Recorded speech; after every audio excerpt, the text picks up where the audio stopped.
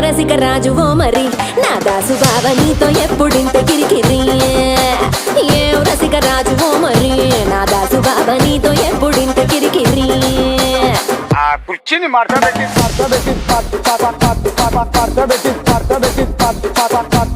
మార్చబెట్టి